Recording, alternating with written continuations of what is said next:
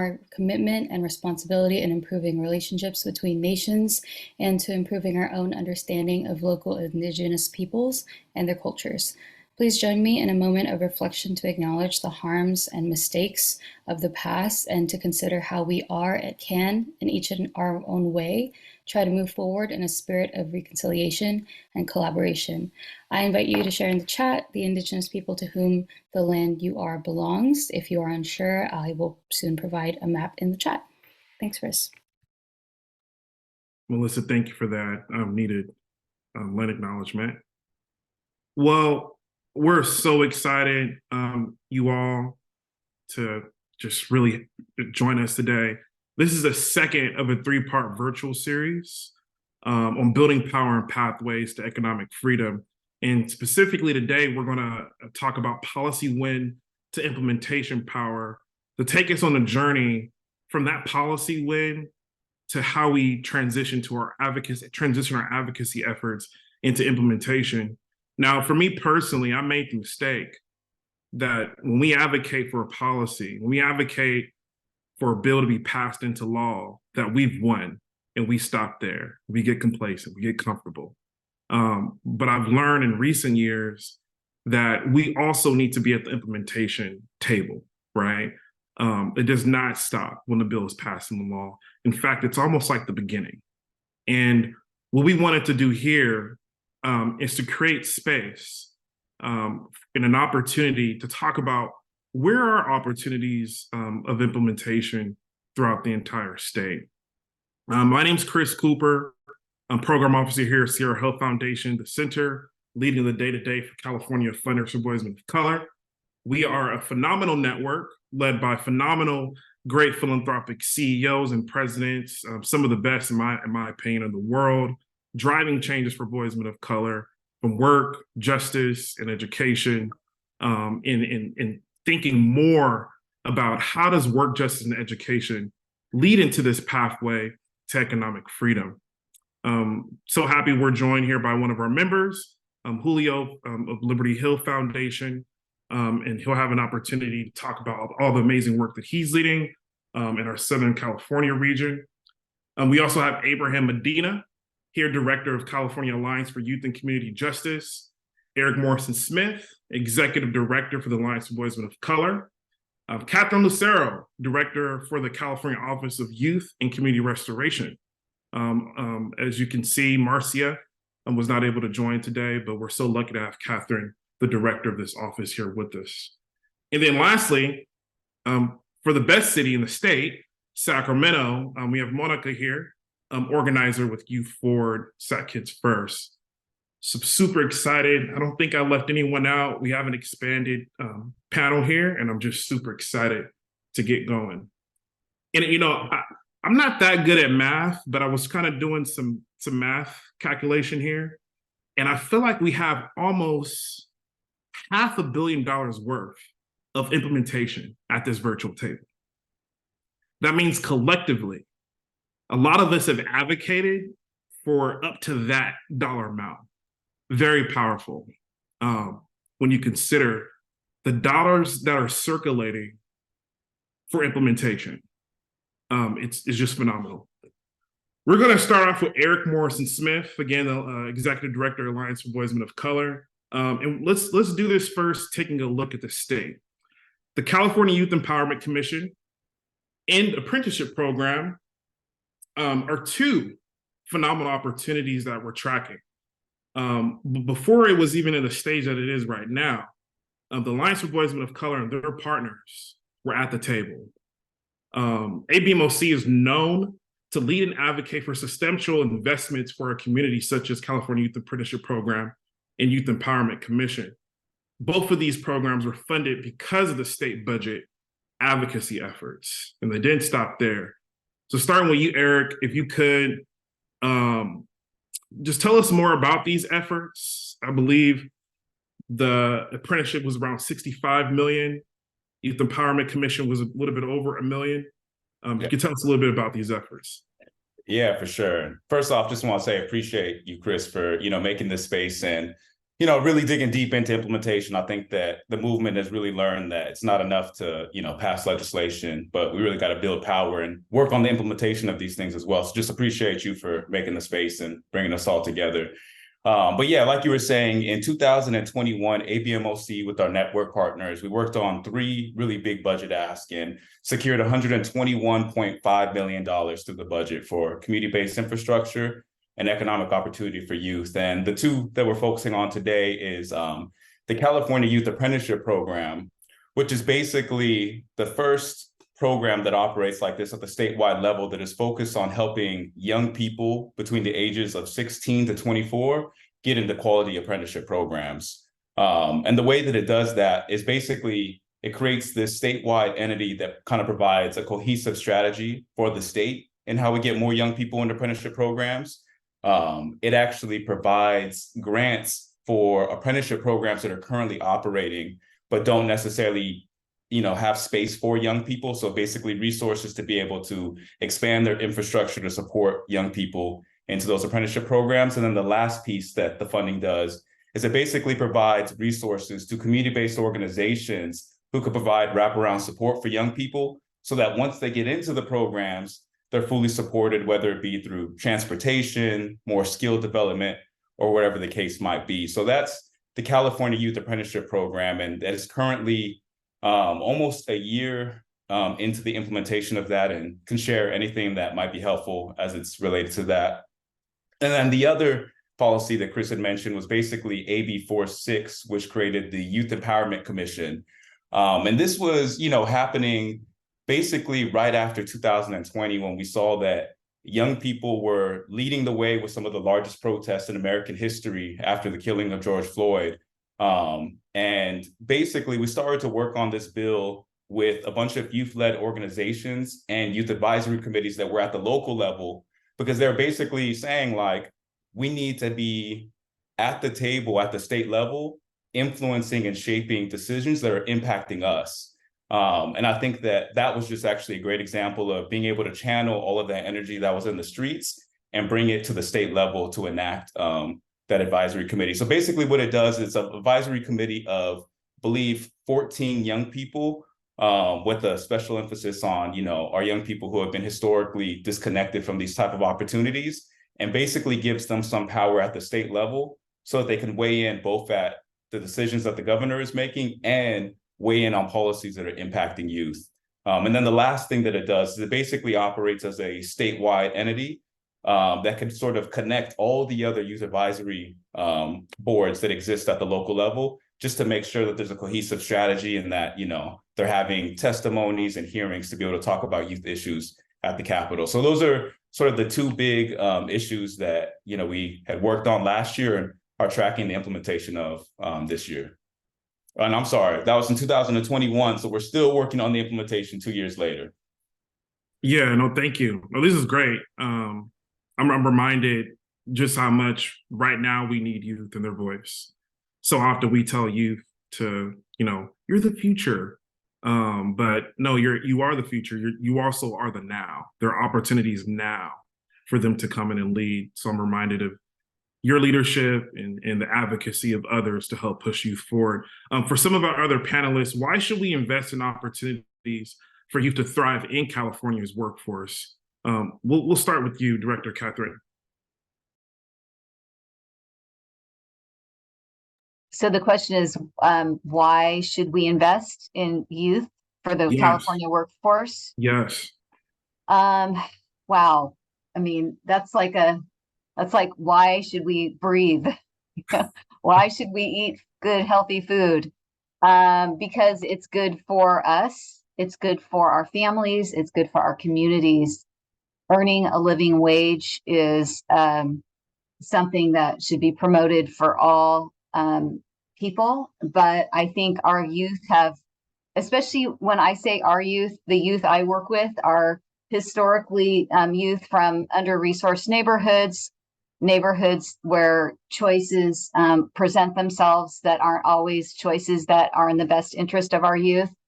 So, I mean, it's vital. I mean, I think we're looking right now at the aging out of society, right? The baby boomers are all retiring, and we're looking at a workforce shortage. It just makes good sense, and I don't really see a downside. And I do think that investing in workforce development instead of incarceration, for example, instead of schools that don't perform well, instead of some sort of reaction to a youth who's gone off track, that early investment in workforce development is really just, it's kind of like its own diversion. Like if you can inspire our kids, if we can inspire our kids to choose a career goal, to be exposed to a variety of different professions, careers, colleges, that's a public dollar well spent. That's a heavy leveraged public dollar. So that's my response. Thank you. Appreciate it. Abraham or Julio?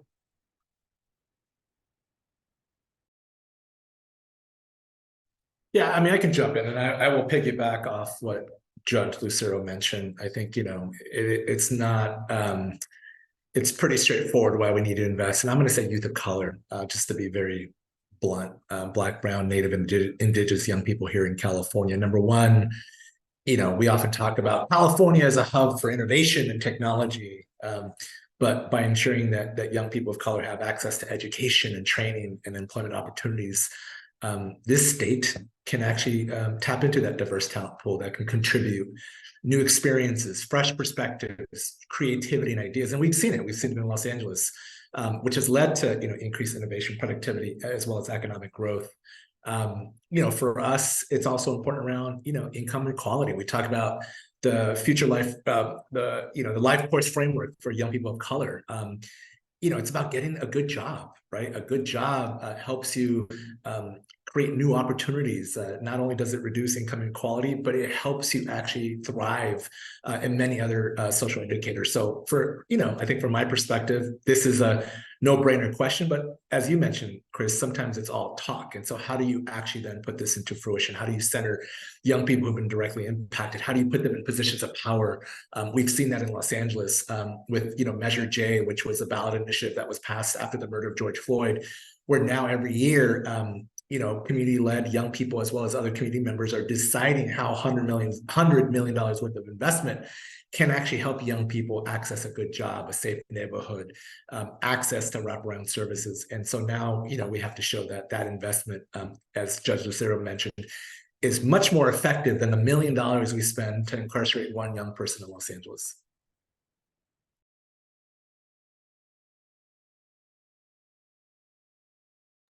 Thank you, Julio. Abraham or Monica?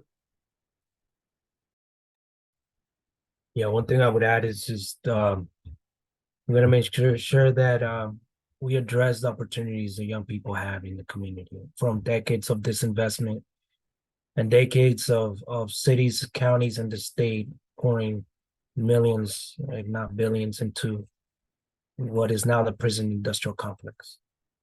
So with that, we must also provide those supports to those alternatives and jobs and training that are not going to replicate that. And that is easier said than done, because in building what we have now, some of our communities are entrenched in positions where maybe the only jobs available are certain jobs that replicate that. And so, so these implementing these efforts to have these alternatives, to have these living wages, and that's what we're aiming for. With a little bit of these efforts as well. Yeah, and I'll just quickly add that one of the things I would like us for all of us to think about, especially us who, are in our adulthood or see ourselves as mentors to youth, is what do youth identify as good jobs? Because I think a lot of us tend to think about, okay, your 401k, your pensions, you're, making sure that you have consistency in work and your wages. But a lot of the young people of this generation are asking, am I passionate about what I do? Do I feel respected? Do I feel seen? Do I feel heard? Exactly what Abraham is saying. Sometimes some of these jobs continue to perpetuate those cycles of keeping us enslaved to our work. And I think young people of this generation are really trying to not be enslaved to their work, and they're wanting to be more in community, more with each other, and because of the way the system is, it's just set up right for them to continue to follow along, go to higher ed, go get a job. But what if we started to invest in youth entrepreneurship, youth arts? A lot of young people that I've worked with previously too, young people of color, want to go into a trade right after high school. And so we need to start to destigmatize those things, I think, for young people as well, and continue to support them in the things they're really passionate about. A lot of us who generationally either were from immigrant families or our parents didn't have the resources, maybe don't know about establishing our own LLC or our own business, right? But there are resources that can teach young people those things and to be, the owners of their own business. I think those things would be really good opportunities for this next generation that's trying to be the lead generation of kind of a new wave of working. Yes, love it. I'm just reminding myself, at least I didn't even hear of an LLC until I graduated from high school. Like I had never heard of an LLC. There's so much opportunity with our advocacy to also educate and make sure our youth are exposed to thriving opportunities, not the hand-me-downs, right? Not just here, we done with this, you can get the crumbs. No, our youth deserve the best. And that's how I'm translating a lot of what you all said. Let's talk more about the system. Senate Bill 823. And Abraham, I'm going to put you on the spotlight. The California Alliance for Youth and Community Justice was a co-convener and leader in moving the needle forward for the passage and implementation of SB 823 DJJ realignment. In 2017, they created the 10 recommendations to transform youth justice in the next 10 years. And one of the recommendations is to establish Catherine's office, the Office of Youth and Community Restoration. So Abraham, let's take me on this journey, this advocacy journey, the efforts that led up to this moment, to the bill, the steps that you and your team have taken to ensure that this important policy was implemented. Yeah, most definitely. And thank you, Chris, for that question. California Alliance for Youth and Community Justice was established in 2012. And so we're 10 years into this collective journey, right? And so, but early on, it was very intentional for us coming together to center the leadership of those that are systems impacted, formerly incarcerated people of color. And in that journey, also collectivizing to what is our deeper alignment, not only to reduce youth incarceration, but transform what we currently have. Because California does not have a youth justice system. What we have is a youth punishment system. And so for us, it was very important as an alliance to come together around 2017, 2018, and 2019, and really put forth a vision of transforming what we currently have over the next 10 years. And so folks like Frankie Guzman, Elizabeth Calvin, Israel Villa, others, they came together and collectivized a proposal, 10 recommendations that could transform youth justice as we know it over 10 years. And part of that, the recommendation number 2 at that time, was asking the state to commit to develop a state level youth development agency for all youth. And so that's what the 10 by 10 put forth around that time. There was several iterations and attempts to do that. There was a legislative proposal that didn't go through. There was also a calling the governor to shift DJJ out of CDCR into the Health and Human Service Agency. Again, another effort to call and challenge the state to really change the approach that it currently has to youth accountability. And so during that process, we became involved in responding to the governor's proposal to close down DJJ. And so we collectivized our membership to give input around that. Those directly impacted those working in communities with young people that have been incarcerated in those systems. What does it mean to close down DJJ the right way? And so we collectivized our input, our concerns, our values, our visions, our aspirations, our hopes, really our dreams. And so we put forth that idea of continuing that kind of a call for the state to establish something that became the Office of Youth and Community Restoration. So it's been a journey, right? Like I think together we have people power, and that could be empowering. That we can like those folks on the ground, young people on the ground in LA, right? Advocating and fighting for Department of Youth Development. We need new emerging institutions with different values, with different missions that are really so hopefully one day the shift of the care for children shifts away from probation to these emerging institutions. So we need those new institutions to care for young people. Thank you, Abraham. Appreciate it. Just love your humility, the calm demeanor, the advocacy work you and your team have done that actually led to an opening of an entire office. That's amazing, and that's a really big deal to celebrate. Catherine, I'm going to transition to you because you lead this department now, and this office was created to promote and direct services that are trauma responsive, culturally informed, using public health approaches that support positive youth development. I believe you were on a California Funder Subordinate Call sometime last year. Just how has it been leading OYCR, and just tell us a little bit more about where is it at right now in its implementation stage?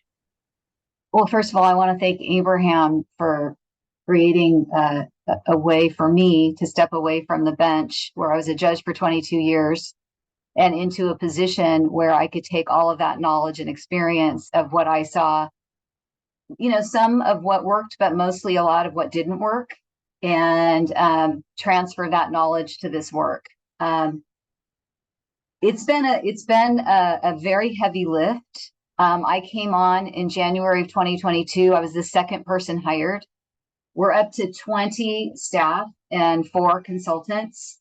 A lot of the year has been growing the office and making sure we have the right people at the table, like Marcia Rincon-Gallardo, who couldn't be here today, who's in charge of our systems change and equity division, which is it's really the heart and soul of OYCR. They're on the ground. We have liaisons, county liaisons, mining the field for what's working well and helping to lead transformation. A few of the things that we are getting our arms around is we're about to publish a best practice guideline, if you will, that was led by Forward Change with Arnold Chandler and Tia Martinez on what does higher education, what does education look like for our probation youth, and specifically for youth who have to be separated in what has now become these secure youth treatment facilities, and how can we have our youth in a facility that's highly restrictive for the least amount of time. So a second goal that we're working on is what's called less restrictive programs, which is really the most exciting work, because if we follow the brain science and we follow adolescent development, which by the way is a human transition, adolescence, it's a time of great malleability of the brain and character. And it's really one of the highest times where we can influence our children. Those of us who have children know this. So we too are advocating for the care and the cultivation of our children with a health lens. And that's why we are bringing in county offices of education, educators from the public education system, higher education system, community colleges. We have actually an educational advisory committee where we are changing protocols and practice. We're teaming with Rising Scholars, the community colleges, where $15 million was just allocated to 43 different community colleges. I'm pretty sure that every secure youth treatment facility is partnering at this time with the Rising Scholars. We're looking at Project Rebound, stepping from custody to college as soon as it's safe, as soon as it's we can wrap around and support our youth. And wrap around means different things to different people. Every youth is going to be different. How do we individualize that approach? This is a really big watershed moment for us. The numbers are so low because the falling of the rates that our youth are arrested and cited and incarcerated is at an all-time low.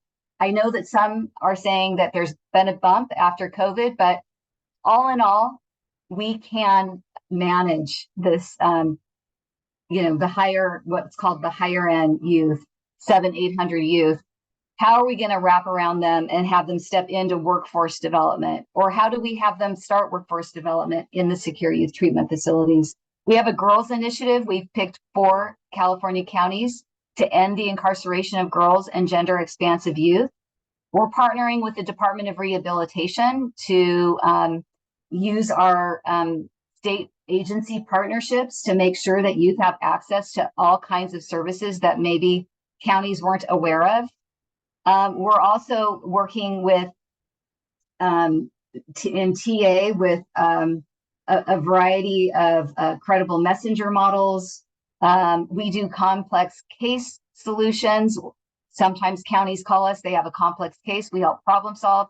We're also looking at, we have a child psychiatrist that's heading our health division, and we're looking at meeting with every behavioral health department in the state to make sure that they understand the lens that we come from around that compassion lens for our youth who are in our probation population. But mostly what we're doing is we're trying to make sure that California Health and Human Services doesn't miss this opportunity to include our justice involved youth in every single new initiative that they create. And we're putting our youth on the map in a way that I think is new and different, in a way that Abraham and his team set us up to do. That's awesome. I'm over here, I'm taking a lot of notes. The less restrictive programs, look forward to learning more about that. Ending the incarceration of girls, would love to learn more about that. If your team has any informational materials you'd like to share, we can get that out to our attendee group here. And even those that registered and weren't able to make it, thank you so much for sharing. For the rest of the panel, any reflections on SB 823, anything that Abraham and Catherine mentioned here, including, what are some other alternatives to incarceration that we should be tracking? Let's dream big, right? The alternatives don't only have to be what is realistic in this time, but dreaming ahead, what are those alternatives to incarceration would look like? I'm going to go ahead and start off with our BMOC member, Julio.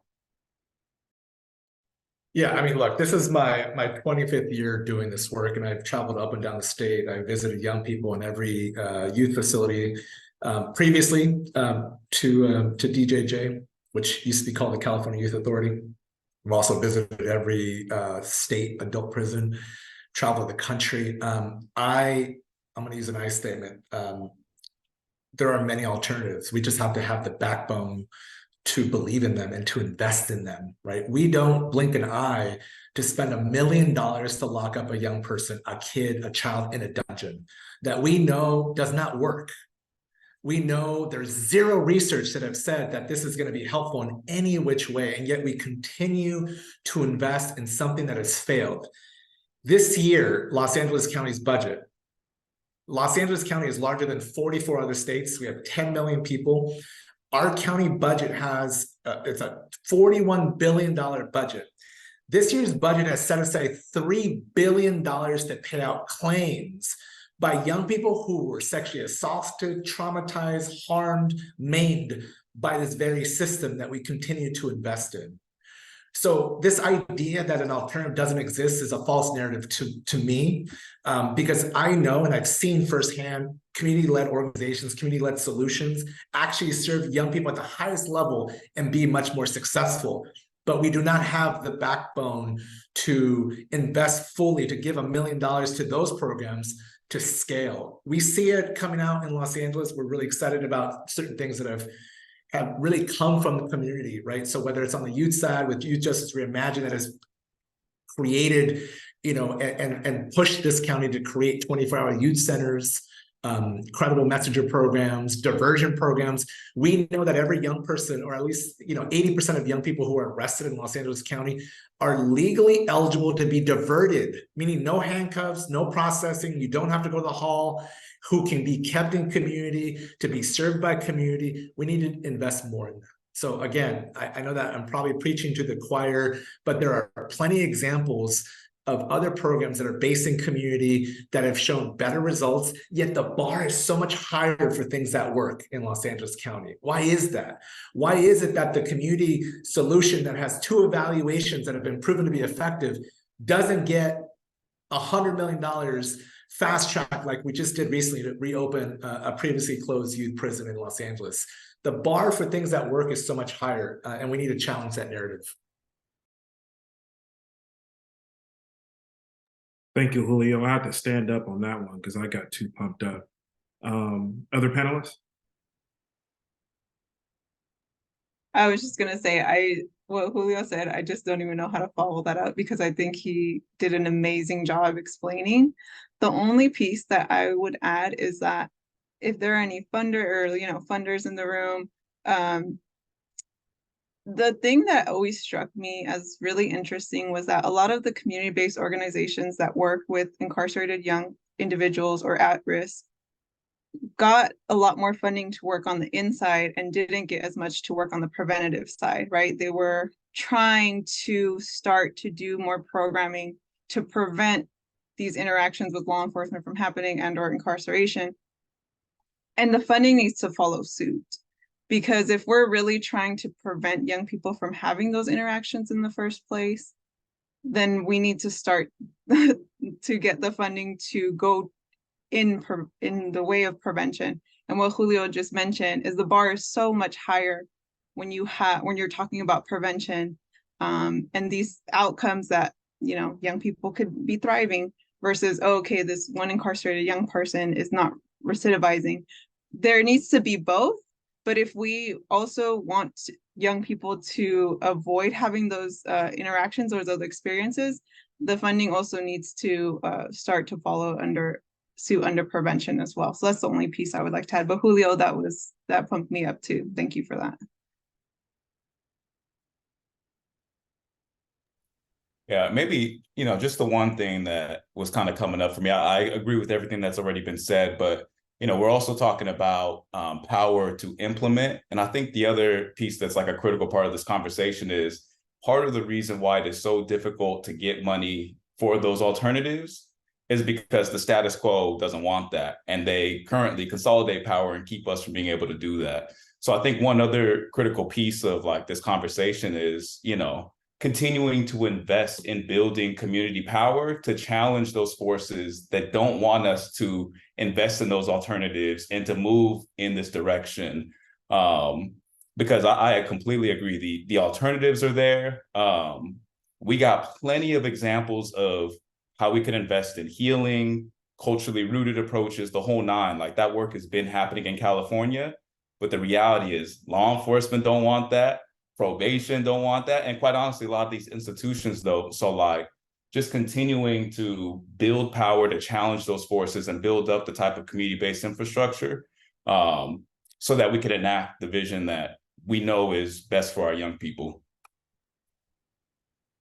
Can I just plus one, Eric, please? I think we don't often talk about power and really what that means. So I actually want to take it even a step further, Eric, because I agree with you 100%. It is about power and who has narrative power, right? And I mean narrative power in front of folks who have the decisions to make policies as well as where money goes. But I think we have an opportunity to really strengthen our relationship power, because I think if you look at what took place in Los Angeles, That did not come from a county department or a county leader. It came from community saying that we no longer want to be the biggest punishment system in the world, right? We want to be the biggest investor of young people in the world. So the narrative power work combined with the relationship power on top of the people power, and even more so, because Chris, you talked about implementation, which I'm starting to not use anymore because it just doesn't help many people understand what that means. For us, it's also about governance power, right? When you win a campaign, it gets into working groups, and it's like, who's on those working groups? And so how do we ensure that our community folks are on the commissions, the advisory committees that are not just going to oversee the policy, but the money? And that's where we've been successful in Los Angeles. You know, we added 10 community members to the Juvenile Justice Coordinating Council. For 19 years, they had 0 community representation. 90% of that money stayed in law enforcement because there was no community, vote. Now that has been reversed. So now you have 10 community members that now partner with LA Unified, and now they have power. Well, now their $30 million spending plan, 93% of it goes to the community, right? We're now funding diversion and restorative justice and healing and jobs because of community power on that advisory committee. And that's just one pot of money. Measure J is all inclusive of community members, and that's $87 to $100 million a year. So I just want to plus one what Eric just mentioned around understanding why power and how do we invest in more power building work matters.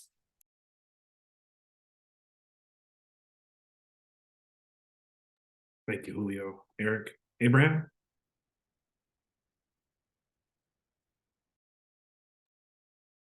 Yeah, I echo it what everybody has just shared. I mean, it's powerful. I mean, collectively now we're represented in 22 counties. And really it's been kind of how do we scale what's working in some of these counties and scale it statewide, or what could be maybe what could be unique about some regions, what can we learn about other regions, right? And so I think like my role is to be co-convener of our alliance members, along with Israel, with Tia, with Jessica. And so we have a team, and then we have a powerful internal leadership team, coordination strategic planning team. And our effort is to kind of just what Julio was mentioning. How do we make sure that our community members are represented and actively engage in co-governance in these commissions, in these JJCC, Juvenile Justice Coordinating Councils, in the subcommittees, SB 23 subcommittees. And what, as an alliance, if there's barriers to that, exercising our community involvement, our voice as a community, if there's active barriers to that, then also what other strategies do we need to engage in? And unfortunately, right, we are facing a really well-funded, organized opposition that wants to continue to keep the status quo of youth punishment.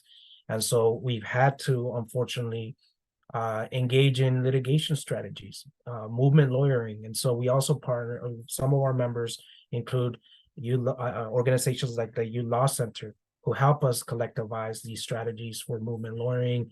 And in those efforts, help our members kind of like build that capacity to like, what are laws that kind of can amplify our community voice and participation.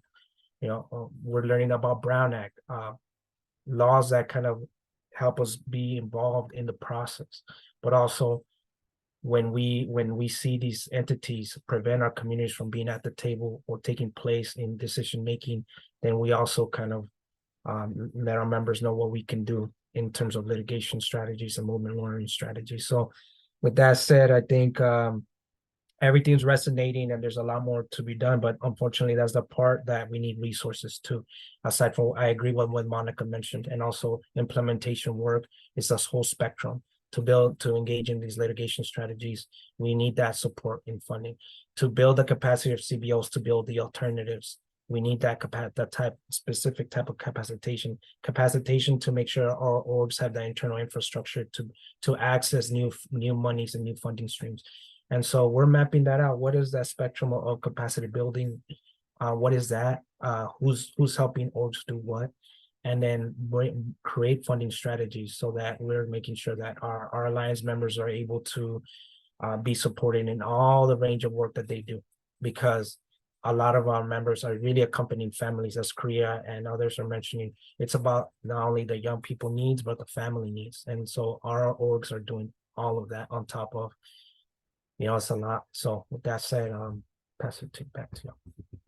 Yeah, thank you. This is all good. Phenomenal responses. I might as well just go ahead and change the webinar in the middle of the webinar from policy win to governance power, because that's just fire. It adds more detail on what implementation actually means.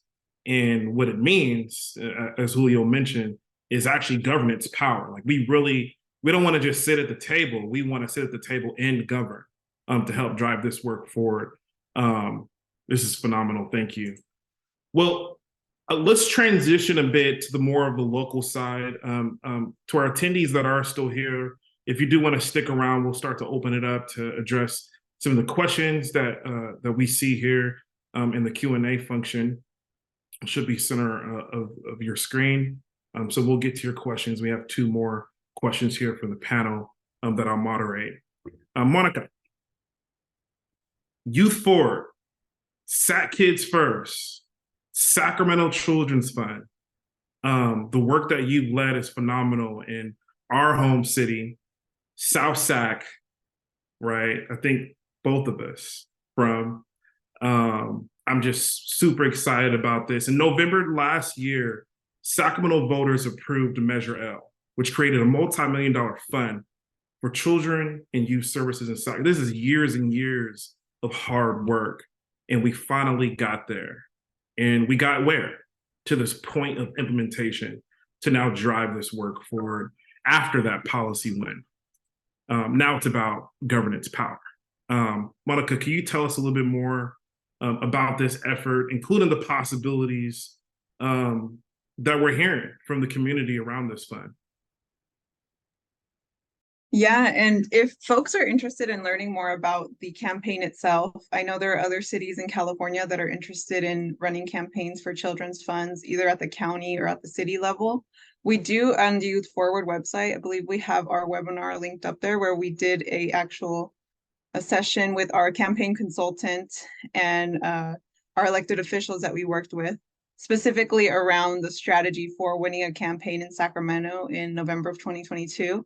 As Chris just mentioned, this was years of work. We actually ran 2 similar campaigns, one in 2016 and one in 2020, right before the pandemic. March 2020 was when it was on the ballot, that were unsuccessful in terms of getting enough votes to pass. However, over the course of those 6 years, we did build a strong coalition of youth leaders and adult allies to make this happen. And one of the things that I really wanted to stress, especially regarding implementation, is that our coalition is made up of youth serving organizations. And so all of the organizations that make up SAC Kids First in one way or another work with young people directly, whether it be mentorship, whether it be summer programming, directly in the schools, after school, etc.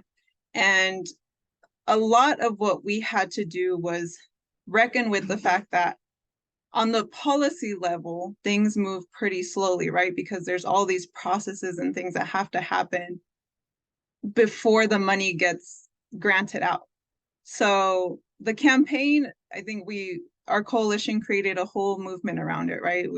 It was a really fun time. We would always get together and have like barbecues and things where people were coming to canvas and we were learning how to organize, and all of that was really fun. And then once we had, the campaign party, it passed, then there was kind of like this period of silence, right? Where it was like, what's going to happen now? Like, when is the money going to get rolled out? Like, when our organizations were asking us, when are we going to be able to apply for funding?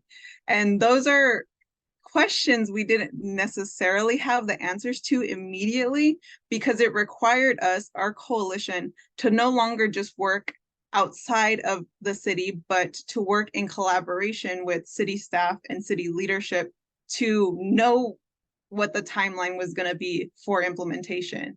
It was no longer us advocating at the city. It was, we actually have to build partnership and relationship with city staff and elected officials so that we can know what the city is going to do with this, because technically, since the policy passed, it's now under the city's responsibility to carry this out. And as advocates, we're always kind of like sitting on the outside, right? We're attending the city council meetings, we're attending the county board of supervisor meetings, and we're making public comments. But we knew that we wanted to be, like many folks here said today, at the table, making decisions with elected officials on how these funds should get rolled out, how youth voice needs to be embedded in every single part of this process, because this is literally their fund. And it's not going to work if young people are not included in what this money should be spent on. And so those are things we're currently working on right now. SAC Kids First, we do have a really good relationship with an allied council member here on the Sacramento City Council, who is really a big youth voice for us on the city council. And then the mayor was also supportive of our last campaign. And so having those two strong allies on the city council really does help us in staying involved in what the city is doing when it comes to implementation. So right now we know that the city is working to hire some consultants to build the infrastructure within the city to house this fund. And there is a planning and oversight commission that is currently going to be seated, I believe, by the end of this month, which is Thursday.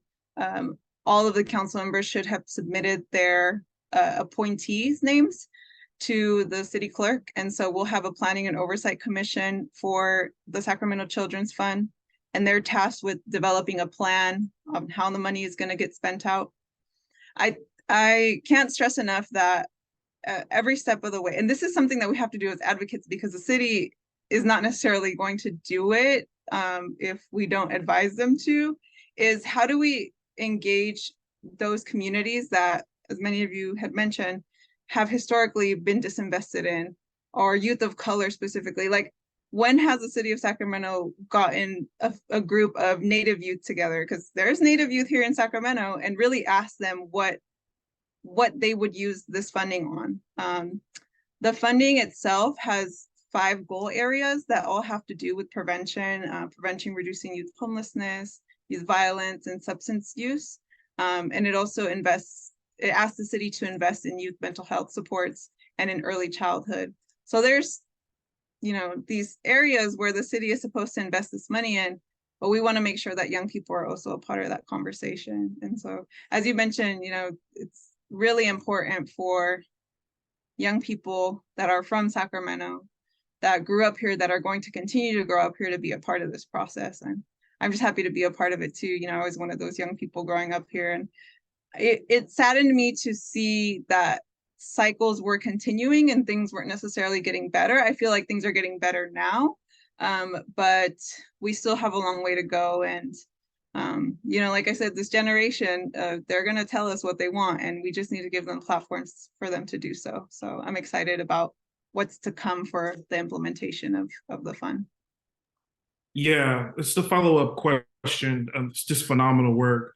Did I hear, or I don't know if this is true or not, is this one of the first in the country, a fund of this type?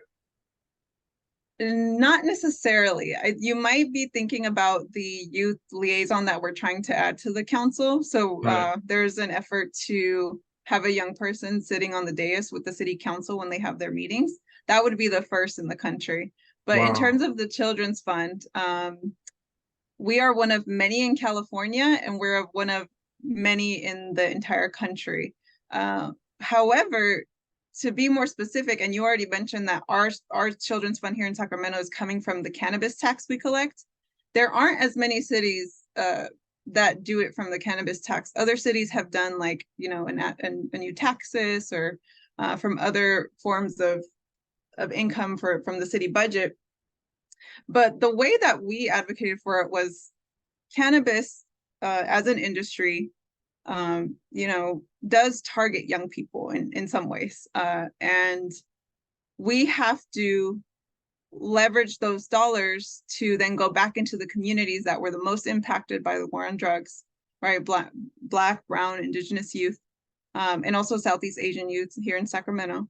And we need to invest in those communities with these dollars that are coming in, right? Because we know that it's a multi-million-dollar industry. Wherever it's legalized and being taxed, those are a lot of dollars that are coming into that government and jurisdiction. and those monies need to be used strategically. So. Yeah, thank you. And thank you for the clarification. We may not be the first, we may not be the only, but we're Sacramento, we're the best. And we're gonna do well at this. I'm happy to see you lead as well as others. So happy to see it come into fruition. Well, let's take a direct flight from Sacramento to LA County. Julio, with you, Los Angeles County Department of Youth Development was launched just last year, I believe, and represents a historic investment in young people and youth justice systems transformation in LA County. We'd love to hear more. And I've been tracking this since I've been in this role, leading day to day. C of BMOC. If you can let us and our attendees know here the journey that led up to the moment, this historic moment of the opening of the very first LA County Department of Youth Development. Yeah, thank you, Chris. I mean, it's been a journey. As I said, this is my 25th year in this space, and I've had the fortunate opportunity to fund, to partner, to learn, to listen from organizers on the front line. And so although the county will be credited for creating the first youth development department with a $50 million investment, all credit goes to folks like the Youth Justice Coalition, because let me be very clear, they have been lifting up the need to build an alternative that focused on serving young people of color through healing, restorative justice in 2003, right? So the Department of Youth Development came online July 1 in 2022. You're talking about 19 years for us to get to this point. So this work started with the Youth Justice Coalition and many other organizations who, back in the day, as I said earlier on this call, were fed up with this narrative that LA County was the biggest punishment system in the world, which it was. In 1998, we had 23 youth prisons. We had 6,000 to 7,000 kids incarcerated on any given day, and we were arresting 35,000 young people under the age of 18 every single year. That's where this work began for many of the frontline organizers and advocates. And so, we pay homage to many of whom are no longer with us. And I want to recognize a lot of those young people who fought almost 20 years ago for this very moment who are no longer with us, because that is an actual, that is the narrative. We have lost many young people because of these harmful systems. And so for us, it's been very exciting. And I don't have, 5 hours to share the full journey, but what I want to share with you is that 5 years ago, Liberty Hill joined with other foundations to once and for all do something that foundations don't do very well, is actually not create something themselves, but to actually listen to folks that have been directly impacted. And so what we did was we brought 9 organizations, 2 coalitions, many of whom the Youth Justice Coalition, Inner City Struggle, Brotherhood Crusade, Social Justice and Learning Institute, Khmer Girls in Action, Brother Sun Selves, and many others who've been working really to create a roadmap and a blueprint on really how to reimagine something different for young people of color in Los Angeles. And so we literally said to them, take us to that path, create what you feel is the next steps, and we will do our part to resource it to the best of our ability, knowing that what you're trying to do in Los Angeles County is like trying to change the rotation of the earth. That's how big that challenge was.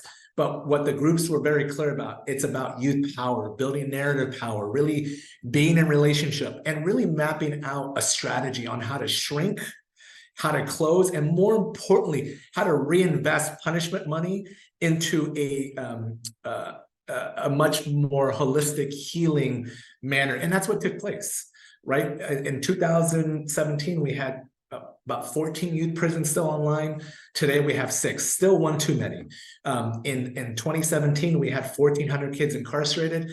Today we have about 450, still one too many.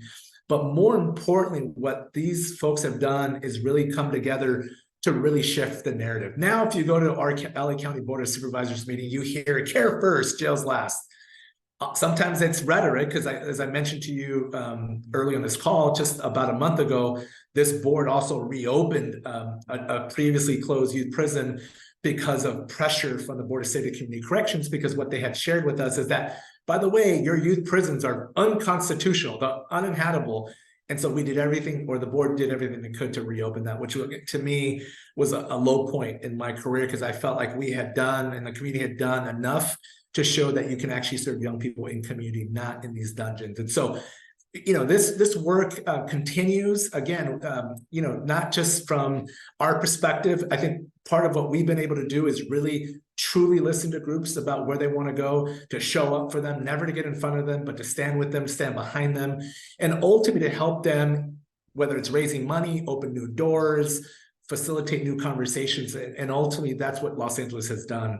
LA County is now, lifted up its Youth Justice Reimagined plan, which I believe is one of the most comprehensive blueprints that came from community, that is now in a position to really realign, reimagine how we serve young people here in Los Angeles outside of a punishment system. But again, now we have to have the backbone to fully resource it, just like we do every year. This probation department gets $1 billion without a blink of an eye. The sheriff's department gets billions of dollars without a blink of an eye. Will this new Department of Development get $1 billion with a blink of an eye? We're not there yet. Again, this department was created with $50 million, right? So think about what I just shared. The department that we have been wrestling with for some time now gets $1 billion check every year.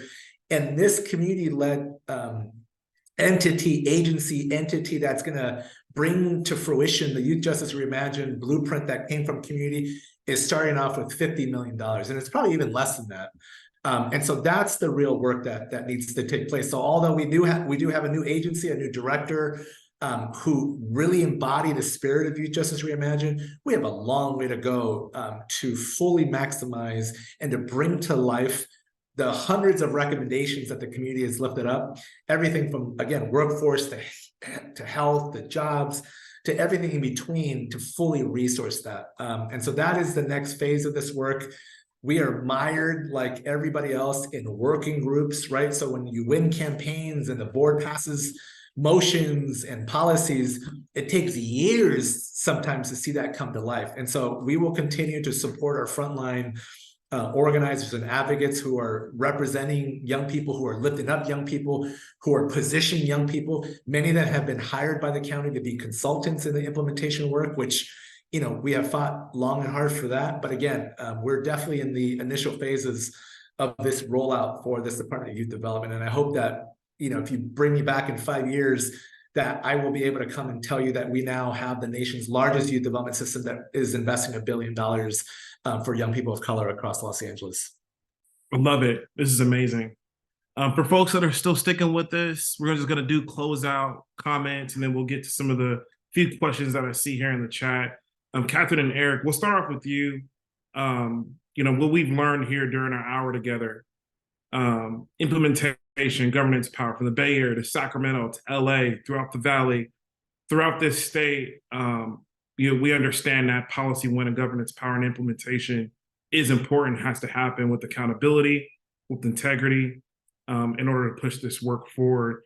In your closing comments, just any challenges, opportunities, blind spots we should consider around this work, any reflections we want to leave our remaining attendees with? Yeah, for sure. You said Eric, right? Yeah, yep. Okay, all right, just making sure I didn't want to cut nobody. I think 3 things are just kind of coming to mind. The first one being, if you're not working with community as you're advancing the policy, it's going to be that much harder to actually implement it. And basically, like, sometimes I'll connect with folks and they'll tell me about how they secured all this money for a thing, but then the community's not enacting it. And I'm like, oh, like, who are you working with? And community wasn't involved, didn't know about the policy or nothing. So I think the first thing is actually working with directly impacted people throughout the process actually puts them in a much better position to make sure that it's being implemented effectively at the local level. So that's one thing. The second thing is implementation work is not sexy work. I just want to be very clear about that. I read a book a long time ago that said democracy is a long meeting, and implementation work very much feels like that as well. It's a lot of logistical work. It's a lot of relationship management. It's a lot of constantly following up with the departments that are, overseeing the program. And part of the reason why that piece is so important is because, there are departments that intentionally will distort your policy, right? So there are people who intentionally want to do that work.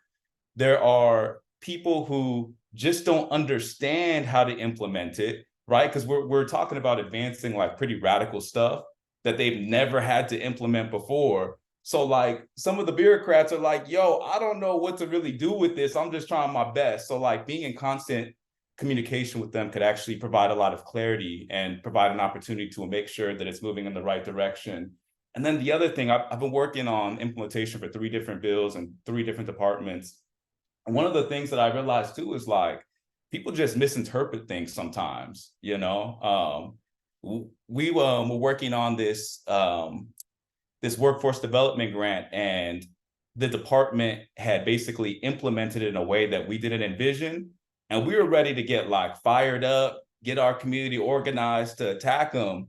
And then after having a meeting, just realized that like, they were like, basically like, oh, we totally would have done that, but we thought you just wanted to do this, right? And that's why I quickly learned like, all right, I got to stay in constant communication with these folks, because like in some cases, some things just get misinterpreted. So I think that like in thinking about implementation, doing that like nuanced, sometimes boring work is like a critical piece of making sure that our actual vision gets enacted properly. And then just the last thing that I'll say, because I don't want to take up too much space, is like on this question of governance power, one just additional like caveat and nuance that I want to add there is like getting community representatives on an advisory committee or into these places to represent community is like super critical. And we should also be thinking about how we could democratize power even more so that community could be directly influencing it in a more collective way as well. So whether that's participatory budgeting, participatory research, like there's all these different types of ways that we can get the masses of community to be able to be there and actually shape the decisions that governance is making collectively, that I think is also super important to all of this. But, you know, that requires funders being willing to fund people to like do that hard organizing, not just through the advancement of a policy, but also through the implementation of it, which, you know, we've heard about how some of that is already happening in this group. So those are just my final reflections, and appreciate you making the space. Thanks, Eric. Catherine? Thank you. Yes, this has been a really rich conversation. I think what I would really like to emphasize is that data transparency is really critical. And the foster care system has a lot of data mandates, and the juvenile justice system doesn't. And there needs to be a time where we track high school graduation rates for JJ kids, just like we do for foster youth. The court-involved youth, I think it's just a given that they are a very highly traumatized population, often victims before they were offenders, or before an event occurred that with a law violation. And I think that what we're missing is that we need data so that we can change policy, because all lawmakers want data-driven policy. So I think that's a huge gray area, and I have a lot of thoughts on why, but let's just leave it on the fact that it's a huge gray area.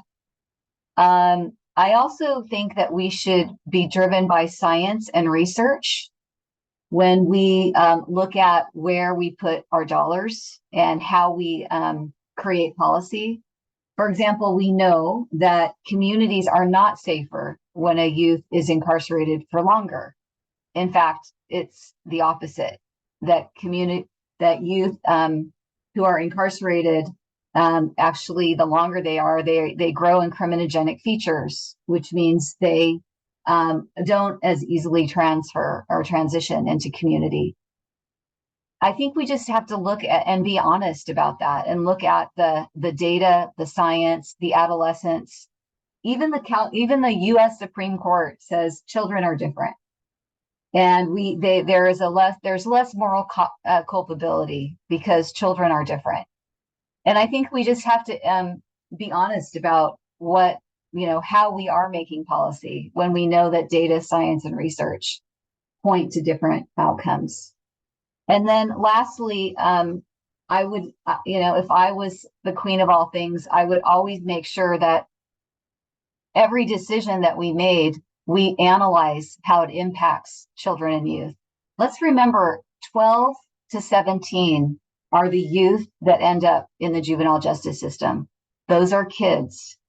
They should be called students. They should be, our primary purpose should be education, care, compassion, forgiveness, and healing, no matter what they've done or where they've come from. And when our policies don't put those as priorities, we need to re-examine what kind of a community are we. So I just would bring us to that centering. I also think that all change is local. And I love what Sacramento has done. We did a lot of initiatives in Santa Clara County. We were the first county to extend AB 12 to foster care youth. And we've done a lot of innovative work there. Very proud to be from Santa Clara County. All change is local. The more I get up in the government, the harder it is. I'm gonna give it my best, and I will continue to push. But all change to me is local. I think Julio's examples are proof of that. Monica's are proof of that. Thank you. Thank you, Catherine. And then we'll close out with Abraham and Monica briefly, and then we'll get to questions. Yeah, most definitely. I think maybe one thing I could add is in terms of implementation, in some counties, as Eric was mentioning, that's going to require addressing those barriers to those implementations, those politically entrenched barriers, and maybe electoral strategies for power building and co-governance to take place. So with that, that's kind of an emerging, like, we got to assess which counties maybe the implementation could take place in partnership with community, and where we need to engage in other strategies. And also, as implementation happens, we're people. We come with intergenerational trauma to heal from, on top of the systemic things that we experience in this lifetime. So we need to infuse our implementation activities with healing and transformative supports. Some of us I myself, experiencing feeling safe, maybe I didn't, maybe I don't, maybe I haven't, and we're talking about young people right now, the urgency of now, where young people, as Julio was mentioning, they're experiencing violence in the current systems that we have. And, and the vision is like systems that can care for young people, where young people can feel safe, can feel like their sacredness and their dignity is respected and uplifted. And we have a long way to go. So we also have to be mindful to integrate these healing and transformative supports into our power building efforts. And lastly, I think the opportunities is that we are the answer to the prayers of our ancestors, and we are still here. And it's a long journey, but we also gotta put for those prayers for the next generations, the actions for the next generations, the current ones. And with that, I think remain the hope in each other, with each other. About that. Thank you, Abraham. Monica? Thank you, Abraham. I really felt what you were saying, and I appreciate you for speaking to the heart of us all, which I think you did so eloquently. What I have to add to the end of this conversation is a little bit of what Eric was mentioning about being on commissions and being at the table. And I think other folks had mentioned it before too. I never saw myself as somebody who would be politically involved or politically engaged. And I still don't see myself as like wanting to necessarily run for office, but we have other ways of, one, getting people who are like-minded and equal in our values to elected office, right? We can volunteer on their campaigns. I think that's something that, at least for Sacramento, with our elections coming up and our council, that's going to change. And we're going to have a new mayor in the next year. And we talk to young people about, okay, we worked on a campaign. And like what Eric mentioned, the campaign is kind of the sexy part because you post it on social media all the time. People are, loud about it, but the implementation part is not. And so getting young people to continue to be engaged, even in the implementation process, it's about giving them the tools that they need to really be rooted in community and also empowered to know that they actually, even if they're 17 and younger, have a role to play in making their community better and safer for themselves and their peers around them. And one way we try to do that is we encourage young people, community people to be on these commissions. And I know we're going to get to questions in a bit. I know Ray Green asked a really good question about best practices for getting community members on commissions. So I hope we come back to that. But in those in-between times, there's definitely always something that we can be working on, right?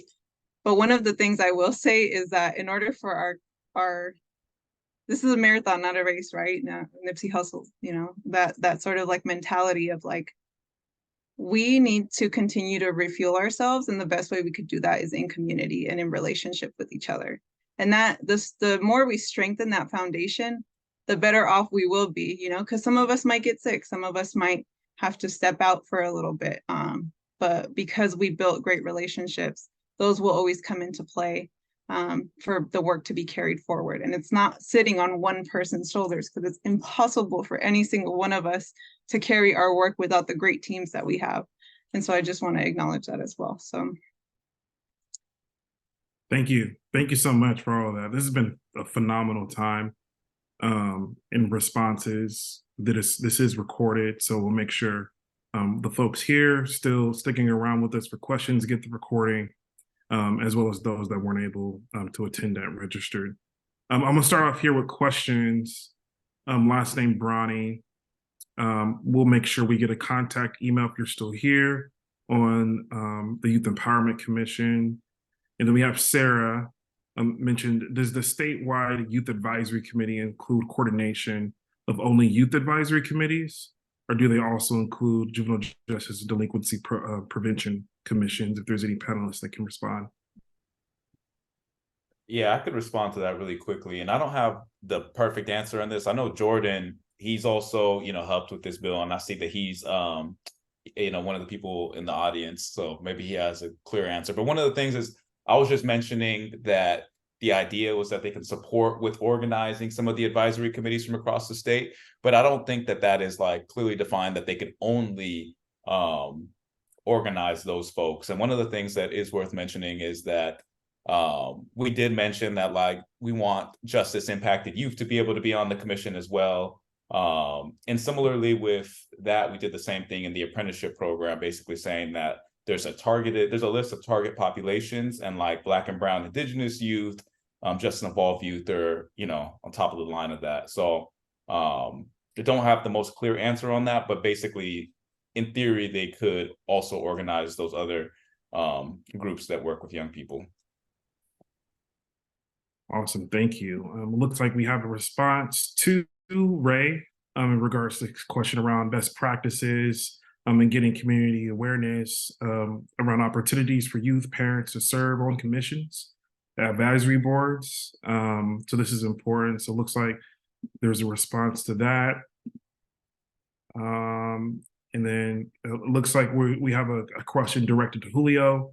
Can you talk about the work that coalitions did on the political landscape to get to this point? Who your allies on the board of supervisor, department heads, et cetera, are really important to move of these campaigns forward.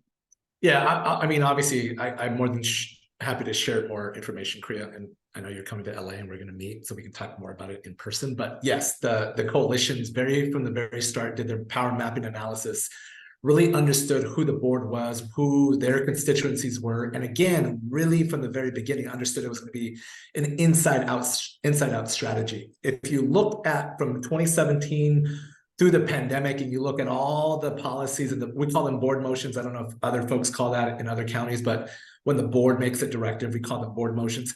There was 30 plus unanimous board motions, right, to close facilities, to create division within the Department of Youth Development, to open up an Office of Diversion and Reentry, to open up Office of Violence Prevention.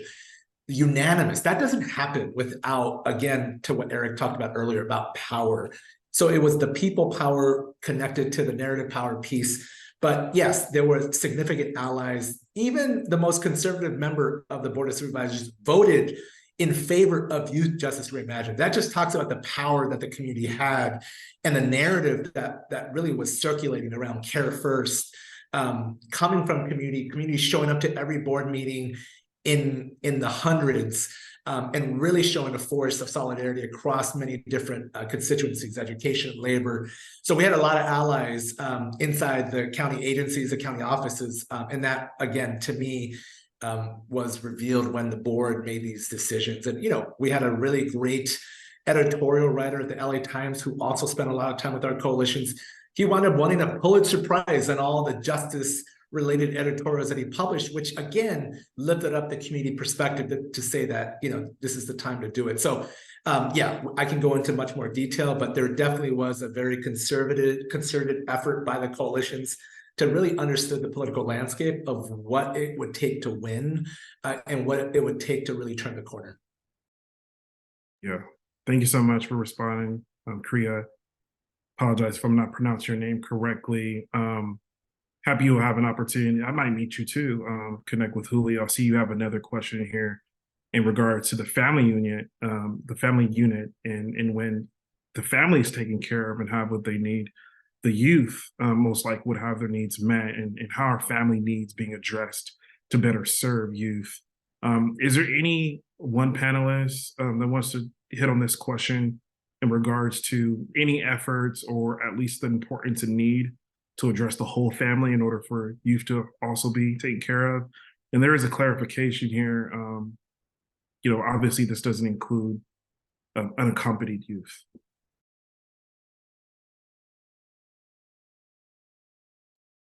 I'm happy to tackle it.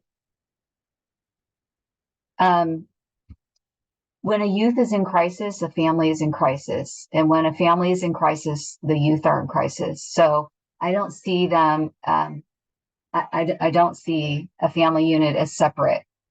The best interventions that we were able to achieve in Santa Clara County were ones where we educated parents as well as the youth. We had an education champion project where we had the parents trained in the educational rights of their kids. And that was an effort to ward off being shut out of school, frankly. And we felt that would also be a great time spent for their siblings. It's just, again, back to kind of common sense that when a family doesn't have their needs met, then their children don't have their needs met. So the efforts that we actually have a position called family engagement, because we believe that this is such an important part of the work that we're doing. We want to make sure family voice is included in our initiatives. We are actually setting up a youth advisory board as well, and a restorative justice advisory committee. So it is the same. And I think that the narrative shift from take that child far away from that family is an old narrative that doesn't have there's no reality in it. It's not culturally respectful. It's not, that kind of thinking is harmful and traumatic. So whenever we can support the whole family with the services, the wraparound services that I kind of alluded to before, that is what we have to do. And in the foster care world, the child welfare funding initiatives were turned on their head with Families First Services Prevention Act. The goals now of child welfare, it's a goal, is to keep families together and to serve families with children in the home instead of taking children away from families.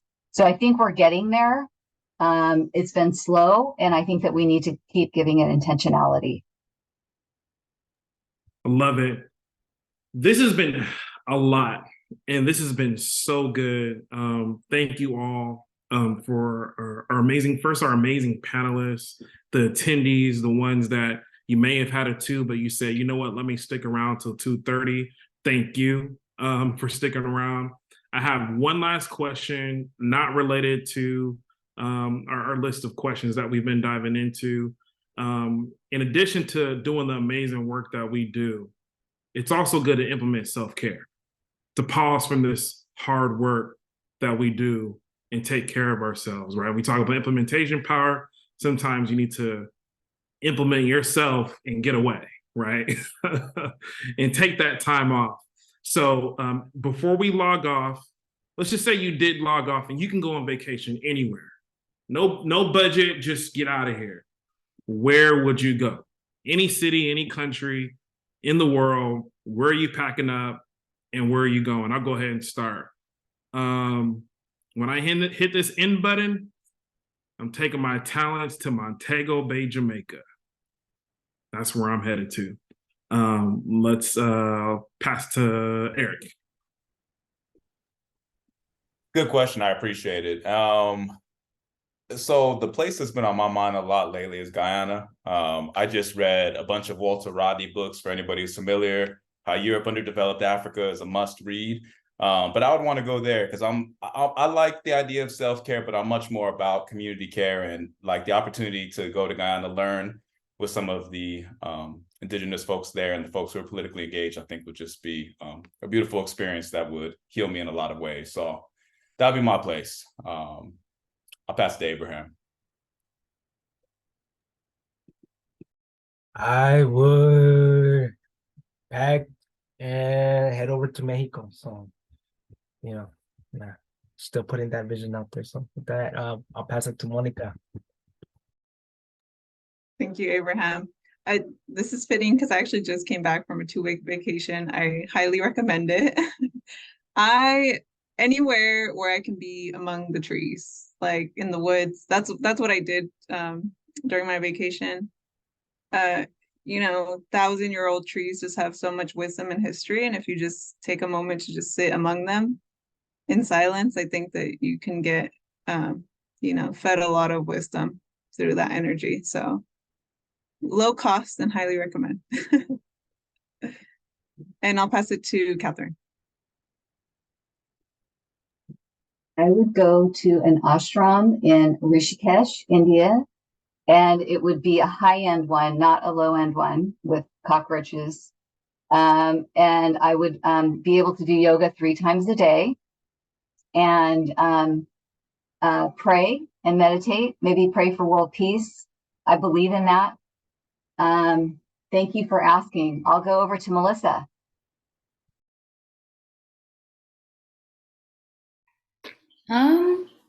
I've been really just thinking about going to New York recently. I surprisingly haven't been there yet, so would like to take a visit sometime soon. All right. Well, I think that's everyone. Thank you so much.